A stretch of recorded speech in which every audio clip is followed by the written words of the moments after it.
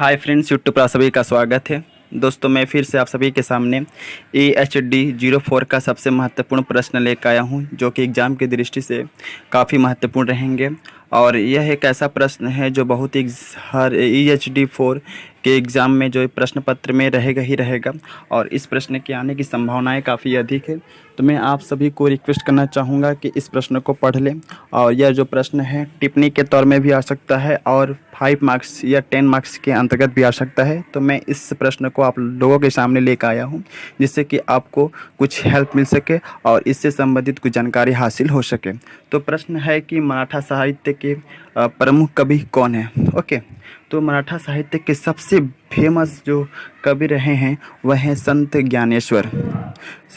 एक नंबर में मैंने लिखा है कि संत ज्ञानेश्वर का जन्म महाराष्ट्र प्रांत के पैठण शहर के पास एक गांव में हुआ था, और ये मराठा साहित्य के बहुत ही विख्यात संत थे।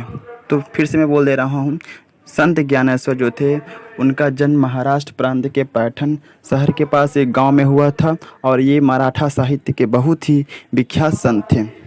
दूसरा नंबर पॉइंट है, इन्होंने 15 वर्ष की आयु में ही भगवत गीता पर मराठी भाषा में एक विख्यात पुस्तक ज्ञानेश्वरी लिखी।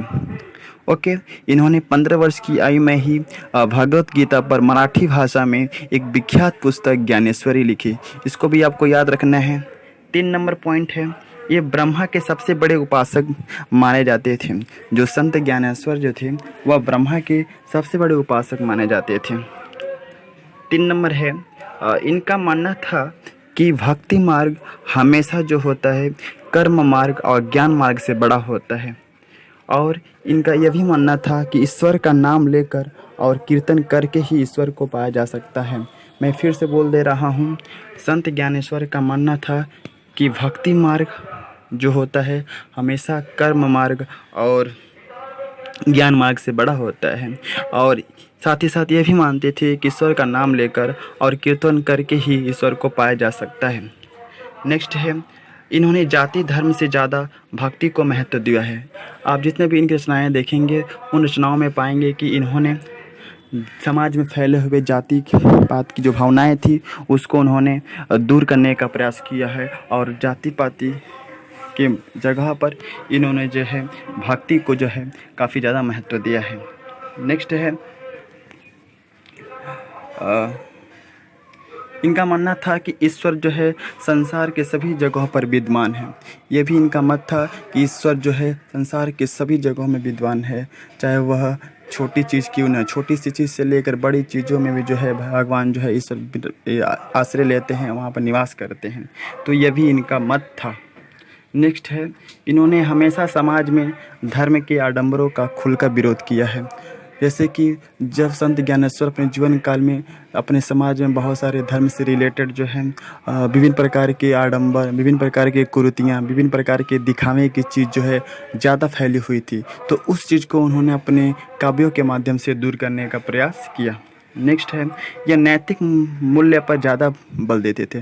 कहने का मतलब यह है कि संत ज्ञानेश्वर जो थे अपने साहित्य के माध्यम से अपने जीवन के जो नैतिक मूल्य होते थे उस पर ज़्यादा बल देते थे, और उनके जीवन के जो अनैतिक मूल्य होते थे उन्होंने अपनी रचनाओं के माध्यम से समाज से और देश से दूर करने का प्रयास किया। नेक्स्ट है, ज्ञान की प्राप्ति में इन्होंने छोटे लोगों को भी स्वागत किया है।